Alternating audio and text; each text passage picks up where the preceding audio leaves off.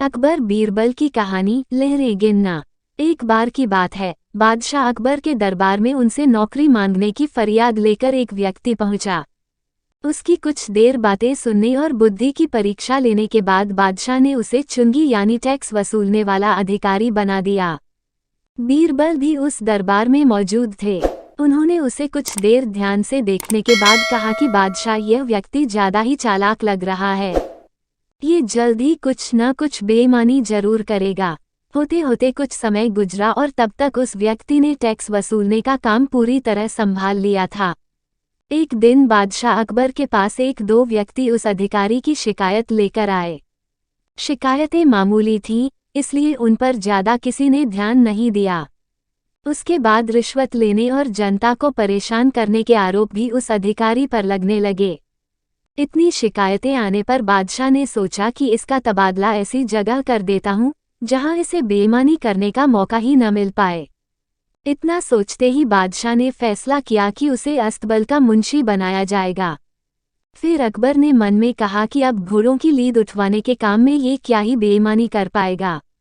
वहाँ मुंशी के पद पर पहुँचते ही उस व्यक्ति ने फिर रिश्वत लेना शुरू कर दिया। उसने सीधे घोड़े की देखभाल करने वालों से कह दिया कि तुम लोग घोड़ों को कम दाना पानी खिलाते हो। इसका पता बादशाह को चला है, इसलिए मुझे लीद को तोलने के लिए भेजा है। अब अगर लीद का वजन कम हुआ तो सबकी शिकायत बादशाह से कर दूंगा। इस तरह से उस मुंशी से परेशान होकर हर घोड़े के हिसाब से उसे 1 रुपये लोगों ने देना शुरू कर दिया।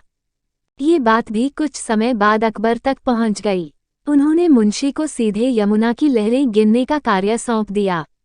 फिर बादशाह के मन में हुआ कि अब यहाँ तो यह कोई बेईमानी कर ही नहीं पाएगा। कुछ ही दिनों में जैसे ही वो व्यक्ति यमुना किनारे पहुंचा तो वहां भी उसने अपना दिमाग दौड़ा लिया। वो नाव से सवारी करने वालों को रोक रोक कर कहता कि मैं लहरें गिन रहा हूँ, ऐसे में तुम लोग यहाँ से नहीं निकल सकते हो। इसी जगह पर 2-3 दिन तक रुकना होगा। रोज रोज ऐसी बातें सुनकर नाव चलाने वालों ने अपने कार्य को जारी रखने के लिए उसे 10-10 रुपये की रिश्वत देना शुरू कर दिया।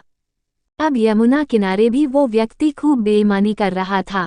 1-2 महीने में यह बात भी बादशाह तक पहुंच गई। तभी अकबर ने एक लिखा हुआ आदेश भिजवाया, नाव को रोको मत, जाने दो। वो व्यक्ति चतुर था, उसने बादशाह के आदेश वाले पत्र को नावों को रोको मत, जाने दो कर दिया था। इस थोड़ी हेरफेर के बाद उसने अकबर का आदेश वहां टंगवा दिया। आखिर में उससे परेशान होकर बादशाह ने उसे नौकरी से ही निकाल दिया। तभी बादशाह को बीरबल की बात याद आ गई कि ये आदमी बेईमानी जरूर करेगा। तब उनके मन में हुआ कि मुझे उसे पहली गलती में ही कठोर दंड देना चाहिए था। कहानी से सीख, दुष्ट अपनी दुष्टता और बेईमान अपनी बेईमानी कहीं भी जाने पर नहीं छोड़ता है। अगर दोस्तों कहानी पसंद आई हो तो हमारे चैनल को लाइक, शेयर, कमेंट, सब्सक्राइब और बेल आइकन को